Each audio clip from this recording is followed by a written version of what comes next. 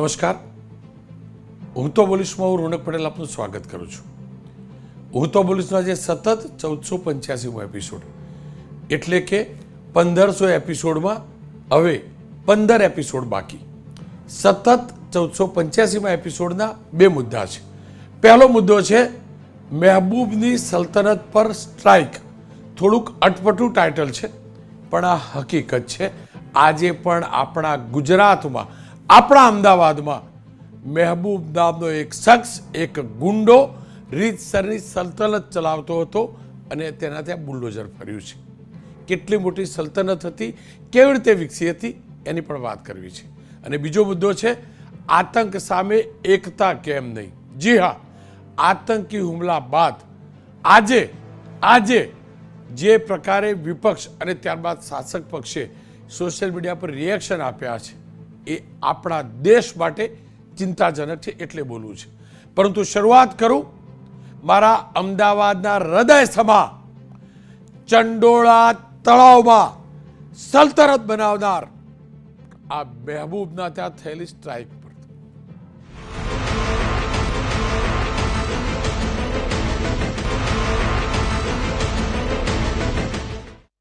સ્વચ્છતા અભિયાન.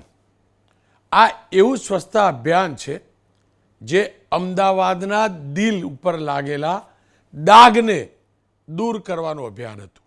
આ સ્વચ્છતા અભિયાન જેનું આજે વાત કરવા જઈ રહ્યો છું તે ગુજરાતનું અત્યાર સુધીનું સૌથી મોટું ડિમોલેશન થવા જઈ રહ્યું છે.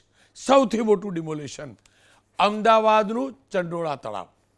300 એકરમાં ફેલાયેલું ચંડોળા તળાવ. એ ચંડોળા તળાવ જેમાં ભરાતા પાણીના કારણે આજુબાજુના ગ્રામીણ વિસ્તારોમાં ખારીકટ કેનાલથી સિંચાઈ માટે પાણી જતું હતું. પણ એ ચંડોળા તળાવ જેની આજુબાજુમાં નહીં પણ ચંડોળા તળાવની અંદર રીતસરનું તળાવમાં દબાણ થયું હતું. તળાવની અંદર ડમ્પિંગ સાઇડનો કચરો લાવીને તળાવ પૂરવામાં આવ્યું અને તેના ઉપર વસ્તી વિકસાવવામાં આવી. અને આરોપ છે, આશંકા છે, પોલીસનું આકલન પણ છે કે જે વસ્તી ત્યાં હતી ને તે પૈકી, ત્યાં જે વસ્તી હતી તે પૈકીના મોટા ભાગના લોકો બાંગ્લાદેશી હતા જે ગેરકાયદેસર રીતે આવી અને ચંડોળા તળાવની અંદર અડ્ડો જમાવીને બેઠા હતા. ગઈકાલે રાતથી જ સમગ્ર ઘટનાક્રમને અંજામ આપવામાં આવ્યો. ગઈકાલે મોડી રાત્રે જેસીબી મશીન આપ જોઈ શકો છો, ઈસનપુર વિસ્તારની અંદર જેસીબી મશીન અને ડમ્પર ત્યાં ગોઠવવામાં આવ્યા અને આજે વહેલી સવારથી જ આ અભિયાન શરૂ કરાયું. અને આ અભિયાનમાં 2000થી વધુ પોલીસકર્મીઓ, એસઆરપીની 15 કંપનીઓ, એએમસી એટલે કે કોર્પોરેશનના 1800 કર્મચારીઓ, 74 જેસીબી, 200 ટ્રક, ઇલેક્ટ્રિશિયનની 20 ટીમો, 10 મેડિકલની ટીમો, 15 ફાયર ટેન્ડરોએ મળીને 200થી વધુ કાચા પાકા ઝૂંપડા અને અતિક્રમણથી કરાયેલા 3 ગેરકાયદેસર રિસોર્ટ અને પાર્કિંગ તોડી પડાયા. ગઈકાલે રાતથી જ આ પ્રકારની કાર્યવાહી મેં કહ્યું તેમ શરૂ થઈ હતી. એ કાર્યવાહી મેં આજે જોઈ છે. જબરજસ્ત કાર્યવાહી હતી. અત્યાર સુધીના કમસે કમ મેં કરેલા રિપોર્ટિંગમાં આનાથી મોટી કાર્યવાહી મેં ક્યારેય જોઈ નથી. અને એવું કહેવાય છે કે છેલ્લા 15 વર્ષની અંદર 1.5 લાખ સ્ક્વેર મીટર આ તળાવની અંદર ગેરકાયદેસર બાંધકામ કરી દેવામાં આવ્યા છે, જેમાંથી 50,000 સ્ક્વેર મીટરમાં ડિમોલેશનની કામગીરી કરવામાં આવી રહી છે. કેટલીક જગ્યાએ તો તમને આશ્ચર્ય થશે કે નીચેથી પાણી વહેતું હોય અને બાંબુ લગાવીને મકાનો બનાવી દેવામાં આવેલા, જેના કારણે આ તળાવનો મોટો ભાગ ડૂબી ચૂકેલો હતો માત્ર ને માત્ર કચરાથી અથવા તો દબાણથી. જે પ્રેસ નોટ આવી છે તે પ્રકારે થોડાક મહિના પહેલાં જ્યાં 4 આતંકવાદીઓની અટકાયત કરવામાં આવી હતી તે સ્થળને પણ તોડી પાડવામાં આવ્યું છે. હાલમાં એબીટી, જેએમબી અને અન્ય આતંકી સંગઠનો પણ ઘણા આતંકવાદીઓ બાંગ્લાદેશી જેલમાંથી મુક્ત થયા પછી ઘૂસણખોરીનો પ્રયાસ કરી રહ્યા છે અને ચંડોળાના લોકો સાથેનો સંપર્ક કરી રહ્યા છે તે પોલીસનું કહેવું છે. પોલીસે છેલ્લા કેટલાક દિવસથી દેશની અંદર ગેરકાયદેસર રીતે પ્રવેશેલા બાંગ્લાદેશીઓ કે જે આપણા ગુજરાતમાં સ્થાયી થઈ રહ્યા છે, ખોટા દસ્તાવેજ બનાવીને તેમના વિરુદ્ધ રીતસરનું ઓપરેશન શરૂ કર્યું હતું. અને 4 દિવસ અગાઉ 5 દિવસ અગાઉ જે લોકો પકડ્યા હતા, આશંકા હતી, એ પૈકીના 150 જેટલા બાંગ્લાદેશીઓ ગેરકાયદેસર વસવાટ કરતા હોવાની પણ ખુલાસો થયો છે. થોડાક દિવસ અગાઉ આ જ વિસ્તારમાંથી 980 જેટલા શખ્સોની અટકાયત થઈ હતી અને એ પૈકીના 150 લોકો ગેરકાયદેસર દસ્તાવેજ બનાવીને રહેતા હતા. જોકે જે કાયદેસર હતા તેમને ત્યારબાદ છોડી મૂકવામાં આવેલા છે. તમામને ડોક્યુમેન્ટ રજૂ કરવાનો સમય પણ આપવામાં આવ્યો છે. તાજેતરના વર્ષોમાં ગુજરાત એટીએસ અને યુએપીએ અંતર્ગત અમદાવાદ શહેરના એક વિસ્તારમાંથી પ્રતિબંધિત આતંકવાદી સંગઠન AQIS અલ કાયદા ભારતીય ઉપખંડના 4 સક્રિય સભ્યોની ધરપકડ કરાઈ હતી, જે મૂળ બાંગ્લાદેશના હતા. હાલ NIA કેસની તપાસ પણ કરી રહી છે. પણ જે ડિમોલેશન થયું છે એનો આપ એરિયલ વ્યૂ જોઈ શકો છો. વહેલી સવારથી જ સવારે 7, સવા 7 વાગે આ ડિમોલેશન શરૂ થયું હતું અને હજુ 2 દિવસ સુધી આ ડિમોલેશન ચાલશે. આ ડિમોલેશન ન થાય તે માટે કેટલાક પીડિતો એટલે કે જેમનું મકાનોનું ડિમોલેશન થયું હતું તેમના વતી હાઈકોર્ટની અંદર ડિમોલેશન રોકવા માટે એક રિક્વેસ્ટ પણ મૂકવામાં આવી, અરજી પણ કરવામાં આવી. એ અરજીને ગુજરાત હાઈકોર્ટે આજે ખારીજ કરી છે, એટલે કે એને ફગાવી છે.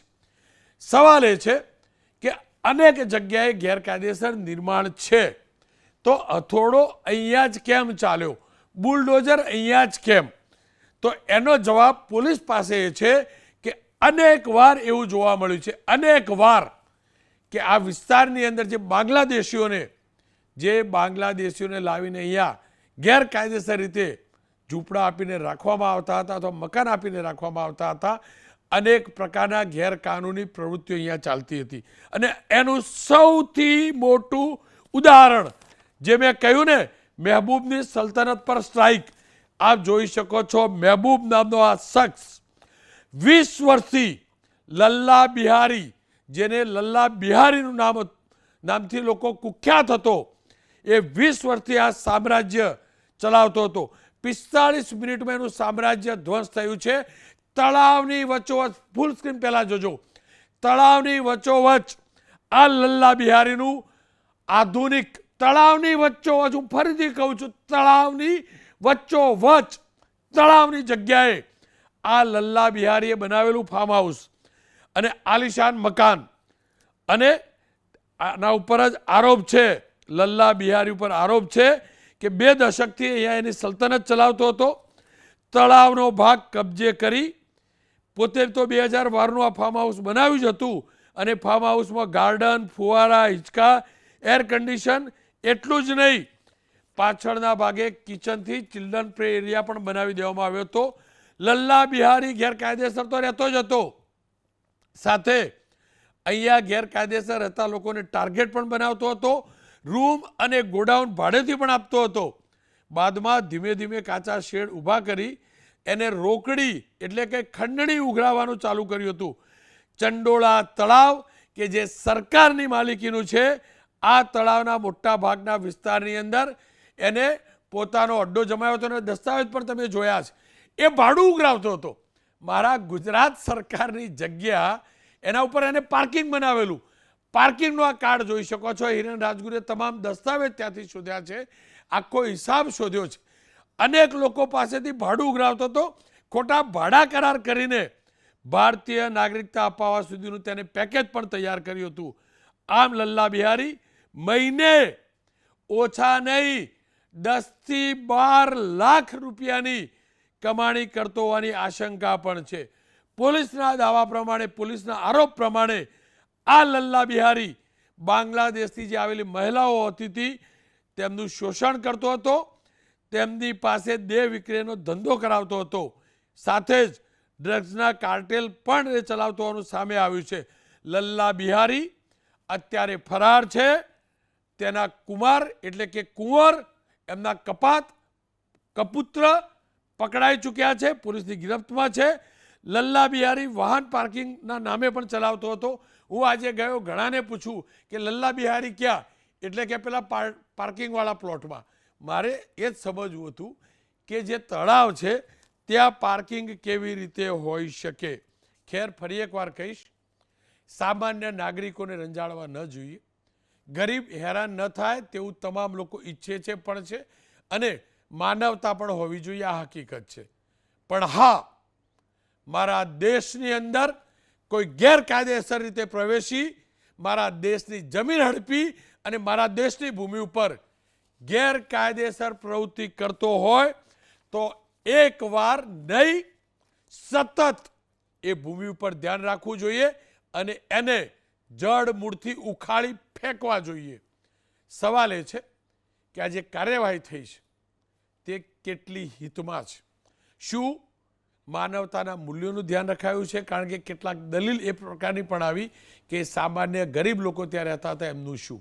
અને એટલે જ ચર્ચા કરવા માટે મારી સાથે ગ્યાસુદ્દીનભાઈ જોડાયા છે, પૂર્વ ધારાસભ્ય છે કોંગ્રેસના, સૂફી સંત ખાલિદ નકવી પણ છે, મુસ્લિમ ધર્મગુરુ છે, દીપકભાઈ જોશી ભારતીય જનતા પક્ષના નેતા છે.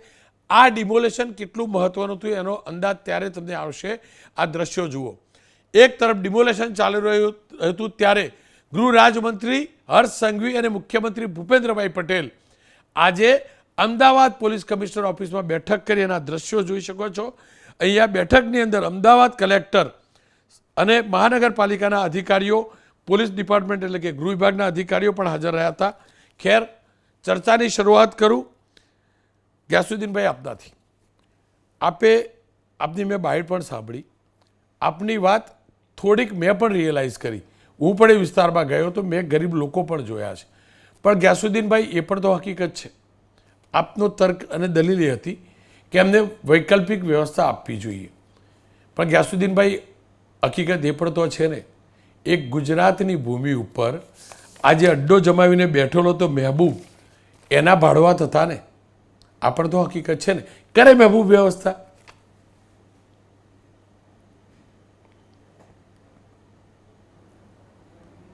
ગ્યાસુદ્દીનભાઈ? હાજી જી હાજી સાહેબ, જી આપ રોનકભાઈ બહુ સારી રીતે આપે ચિતાર મૂક્યો. હવે આપને હું કહેવા માગું છું કે પેલું જે લલ્લુ બિહારી જે છે એ 30 વર્ષથી એનું સામ્રાજ્ય ચલાવતો હતો, 20 થી 30 વર્ષ સુધી.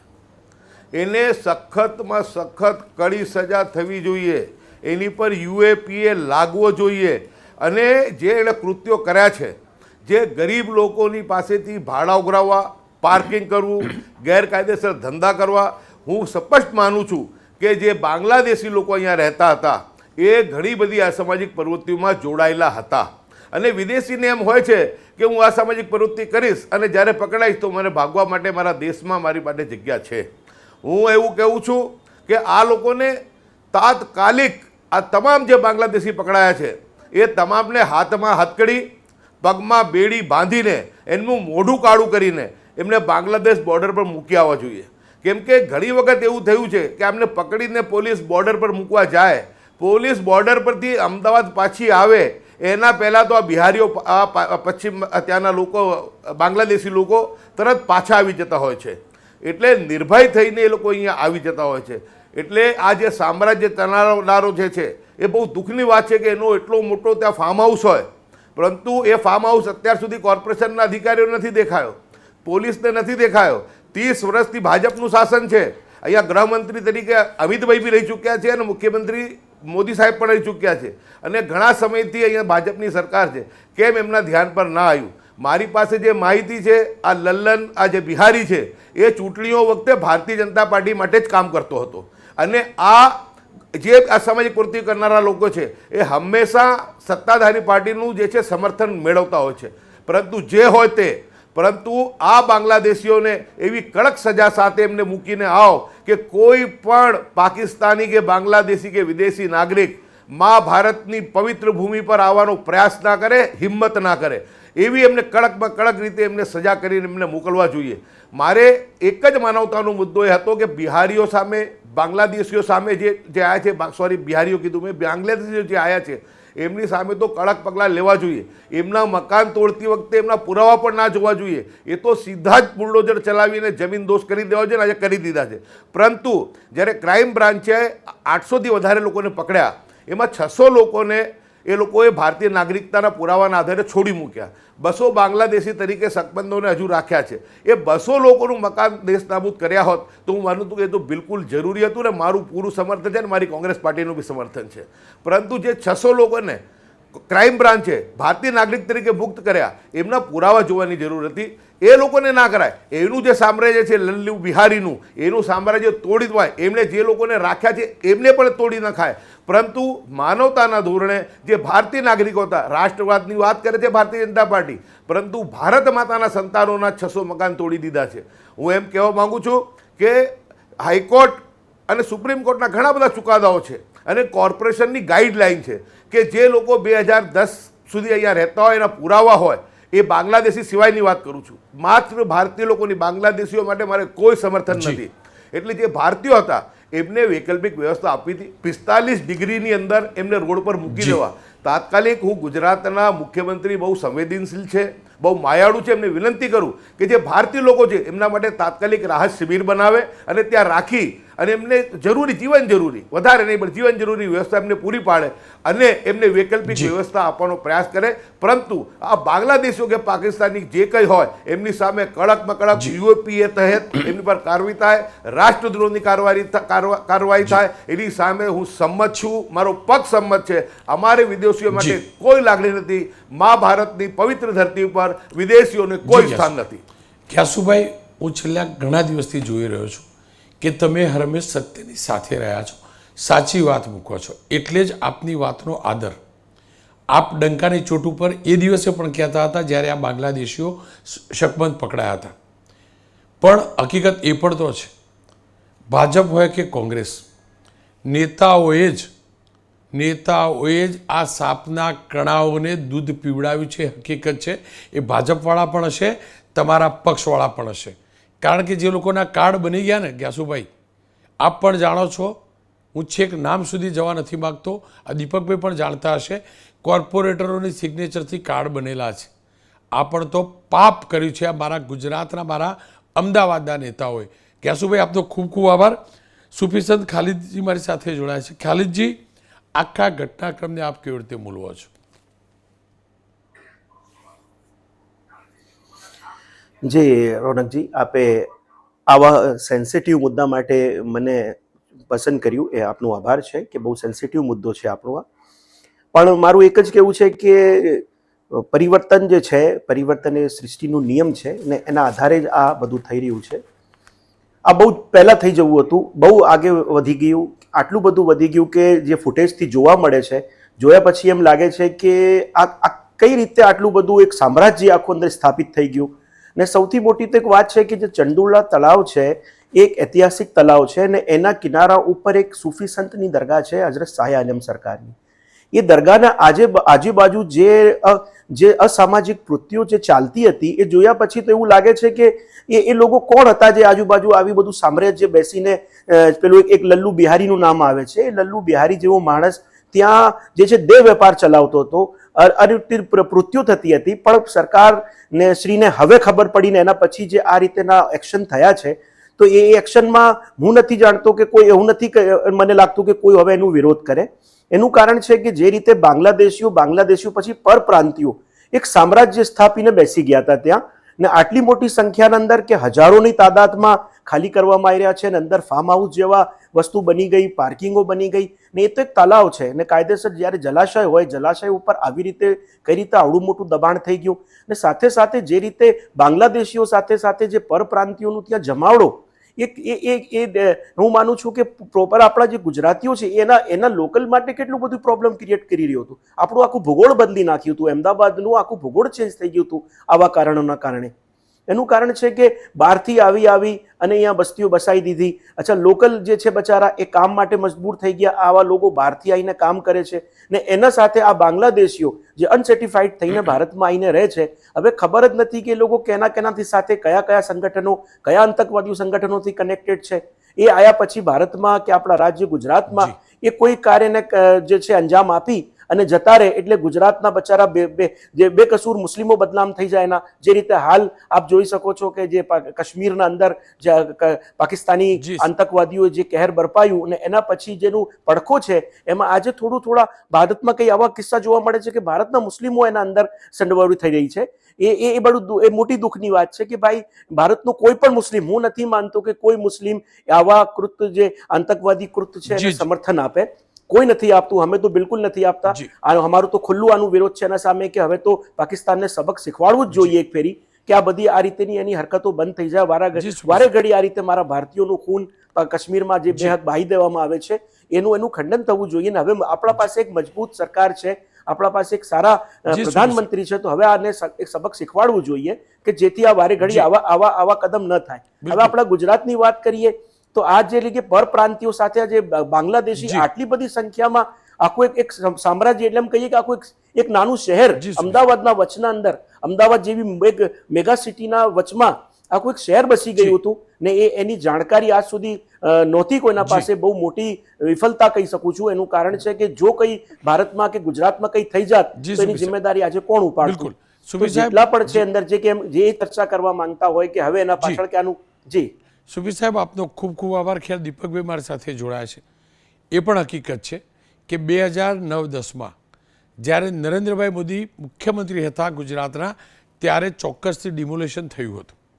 પરંતુ સવાલ એ છે કે ત્યારબાદ આટલા વર્ષો સુધી દીપકભાઈ આપણા ગુજરાતના સૌથી મોટા શહેર અમદાવાદ એની અંદર આ ગુનાહિત લોકો અડ્ડો બનાવ્યો, તળાવ પૂર્યું અને આપણી પોલીસ, આપણી કોર્પોરેશન કશું ન કર્યું અને નેતાઓ આમને સંરક્ષણ આપતા રહ્યા. કેમ આ સ્થિતિ? રોનકભાઈ, ઘણી વખત પરિસ્થિતિ જોવી પડતી હોય છે. 2010ની અંદર, 2011ની અંદર આદરણીય નરેન્દ્રભાઈ જ્યારે અહીંયા મુખ્યપ્રધાન હતા ત્યારે એમણે આખી આ પરિસ્થિતિને જોઈને આ તળાવને ખાલી કરાવવા માટે અને આ જે વસ્તી જે ગેરકાયદેસર જે હતી એને ખાલી કરાવવા માટેના તમામ પ્રયત્નો એમણે કર્યા હતા. હું તમને કહીશ એ પછી આ જે લલ્લુ બિહારી છે એના સુપુત્ર છે ફતેહ, નામ પણ જુઓ. પકડાયા બાદ કાનબુટ્ટી પકડે છે. અપેક્ષા કરું એનો બાપ પણ આ જ પ્રકારે કાનબુટ્ટી પકડે. જી દીપકભાઈ. યસ, તમે જે કીધું એ પ્રમાણે થશે જ, 100% થશે. પણ તમે જે સવાલ પૂછ્યો છે ને એનું હું તમને કહું. ઘણી બધી વખત પરિસ્થિતિ એવી હોય છે કે જે આપણે ઈચ્છતા હોઈએ છીએ છતાં પણ આપણે નથી કરી શકતા હોતા, એના સરકમટન્સીસ હોય છે. અને પણ 2010થી આ પ્રવૃત્તિ મગજમાં હતી જ અને ગેરકાયદેસર પ્રવૃત્તિ ત્યાં થતી હતી, એ ક્યારે પણ ચલાવી ન લેવાય. હું બહુ સ્પષ્ટપણે તમને કહું છું. એક નાનકડું સરખું ઉદાહરણ તમને આપું છું રોનકભાઈ. આની સાથે સાથે તમે ભદ્રકાળી મંદિર જોયું હશે લાલ દરવાજાની અંદર. ત્યાં પણ તમે જોયું હશે કે જે રીતે સેવા સંસ્થાએ પોતે જે 47 જણા જે ઓરિજિનલ છે એના નામ ઉપર એમણે સ્ટે લીધો છે અને આજે 2000, 5000, 7000, 9000 જેટલા પાથરણાઓ ત્યાં બેસી ગયા છે. એની પણ ત્યાં ચાલે છે, પણ સ્ટેના નામથી કોઈ પણ કાર્યવાહી થઈ શકતી નથી. હાઈકોર્ટનો સ્ટે છે માટે હું તમને કહીશ, આજે ખરેખર એક સારામાં સારો દિવસ હું ગણીશ કે જ્યારે હાઈકોર્ટે પોતે પણ સ્પષ્ટપણે ના પાડી દીધી કે ના, આ ગેરકાયદેસર પ્રવૃત્તિ તમે પોતે જો લીગલ તમે હો તો તમે બતાવો. ના પાડી છે, સ્ટે પણ આપ્યો નથી અને ડિમોલિશન સ્ટાર્ટ થયું છે. તમે સમજો, આટલી ગેરકાયદેસર પ્રવૃત્તિ થાય, આટલા બધા ફેક આધાર કાર્ડો ઊભા થાય અને આટલી અસામાજિક પ્રવૃત્તિઓ થાય, આ કઈ રીતે સાખી લેવામાં આવે? અને ત્યાં તમે માનવતાની વાતચીત કરો છો. માનવતા ક્યારે હોય? માનવતા જ્યાં પોતે સમાજની સાથે હળીબળીને રહેતા હોય, નહીં કે અસામાજિક પ્રવૃત્તિઓ કરતા હોય. આ તો એક અખાડો હતો અસામાજિક પ્રવૃત્તિનો અને એના માટે આ બુલડોઝર ફર્યું છે. અને આવા બુલડોઝરો હું સ્પષ્ટપણે કહું છું આપના માધ્યમથી આ ગુજરાતની પ્રજાને, આવી પ્રવૃત્તિઓ જ્યાં પણ થતી હશે, ગમે તેવું આવશે વચ્ચે, ગમે તેવો માઇકેલાલ આવશે, ભારતીય જનતા પાર્ટીની સરકાર ક્યારે પણ આને ચલાવી નહીં લે. આ ખરેખર આજે સરાહનીય પગલું ભર્યું છે અને બહુ ગૌરવ સાથે હું તમને કહું છું કે આવી પ્રવૃત્તિઓ ક્યારે પણ સાખી લેવામાં ના આવે. પણ દીપકભાઈ, એ પણ તો હકીકત છે, હજુ પણ અનેક ઠેકાણે આ પ્રકારના દબાણ છે. સરકાર બીજેપીની હતી, કોર્પોરેશન બીજેપીની હતી, અને એવી કોઈ મજબૂરી તો હોય ના શકે. મને એટલું જ સમજાવો ને, ચલો કઈ મજબૂરી હોય, શેના માટે મજબૂરી? અને જો મજબૂર થવા છે તો એ પ્રશાસન કેવું, એ કોર્પોરેશન કેવું, એ રાજ્ય સરકાર કેવી? ભાઈ શેની મજબૂરી? આટલું મને સમજાવી દો. રોનકભાઈ, આજે સવારનું ઉદાહરણ તમે જોયું હશે. કાલે બુલડોઝર ફરવાનું ચાલુ થયું અને તરત એ લોકો કોર્ટમાં પહોંચ્યા છે. આજે પરશુરામ જયંતિની રજા હોવા છતાં પણ કોર્ટ ખોલાવડાવી છે અને એમણે સિમ્પેથેટિકલી હજી પણ માનવતાની વાતચીત થઈ છે. આ વસ્તુને આગળ ધરીને અત્યાર સુધી સ્ટે લેવામાં આવતો હતો. મેં તમને એટલા માટે ભદ્રકાળી મંદિરની વાતચીત કરી છે કે ત્યાં પણ આ જ રીતની એક લાગણીની વસ્તુ મૂકીને ત્યાં સ્ટે લેવામાં આવ્યો છે અને આવી પ્રવૃત્તિઓ થઈ રહી છે. તમે જોજો, આજે જેને પરમિશન આપવામાં આવી છે એ માત્ર 47 કે 50 જણા છે. આજે એ લોકો 9000 લોકો ત્યાં બેસી રહ્યા છે. કોઈને પણ કહીએ તો સ્ટેના નામ ઉપરથી વાતચીત કરે છે. આજે સવારે પણ આ એક પ્રયત્ન થયો છે. હું સરકારની મજબૂરી એ મેં આ પ્રકારની મજબૂરી વાતચીત કરી હતી કે ઘણી વખત કોર્ટને પણ મિસગાઈડ કરીને આવા લોકો એક સ્ટે લઈ આવતા હોય છે ને એના લીધે અમારા હાથ બંધાઈ જતા હોય છે. બાકી કોઈ પણ માઇકેલાલની તાકાત નથી કે આવી પ્રવૃત્તિ કરી શકે. દીપકભાઈ, આપનો ખૂબ ખૂબ આભાર. ખેર, ફરીથી કહું છું, જો શાસક પક્ષ હાથ બંધાઈ જાય એમ વાત કરતા હોય ને, તો અમારા જે દિવસ હાથ બંધાઈ ગયા ને, તો પછી પેલું બટન દબાવવા કોણ જશે? બસ આ જ બચ્યું છે. રાજનેતાઓ આવા અસામાજિક તત્વોને આશરો આપે છે, કોઈ પણ પક્ષના, અને એટલે જ આ પ્રકારે દબાણો થાય છે અને ત્યાં ગેરકાનૂની કૃત્ય થાય છે. આ શરૂઆત છે. આ રોકાવું ન જોઈએ. અને એક ઈશારો કરું છું, અહીંયા તો ગેરકાયદેસર પ્રવૃત્તિ થતી હતી એટલે ઉખાડી ફેંકવું જરૂરી હતું. પણ સરકાર પણ જાણે છે, શાસક પક્ષના નેતાઓ પણ જાણે છે, નદીની વચ્ચે કોણ ખોટી રીતે ખનન કરેલી રેતીની અવરજવર માટે બાંધ બાંધે છે? કોણ સુરત સહિત અથવા તો સુરતના નામ સાથે કહું, તાપી નદીની અંદર લગ્ન માટે સુરતના કયા ઉદ્યોગપતિએ તાપી નદીમાં પ્લેટફોર્મ બાંધ્યું હતું? આ પણ ગેરકાનૂની છે. એક નાનો વ્યક્તિ કરે ગેરકાનૂની કૃત્ય તો પણ એ ગેરકાનૂની છે, અને કોઈ મોટો કરતો હોય તો પણ ગેરકાનૂની છે. શરૂઆતથી જ આપણે ડામી નથી દેતા ને, એટલે આ સ્થિતિ સર્જાય છે. એટલે જ આટલા બુલડોઝરો લઈને દોડવું પડે છે. પણ હા, આનંદ એ વાતનો છે, ઓપરેશન અમદાવાદ ક્લીન શરૂ થયું છે, સ્વચ્છતા અભિયાન શરૂ થયું છે. દાદા, તમારી સરકારની અંદર અપેક્ષા રાખું, અમદાવાદ જ નહીં, આખા ગુજરાતની અંદર આ પ્રકારનું સ્વચ્છતા અભિયાન યથાવત રહે, અંત સુધી યથાવત રહે. અને તો જ મારું ગુજરાત સ્વચ્છ ગુજરાત, સ્વસ્થ ગુજરાત ગણાશે. કારણ કે આવા જ કીડાઓએ ગુજરાતને બીમાર પાડવાનું કૃત્ય કર્યું છે, જે આજે હું ચંડોળામાં જોઈને આવ્યો છું.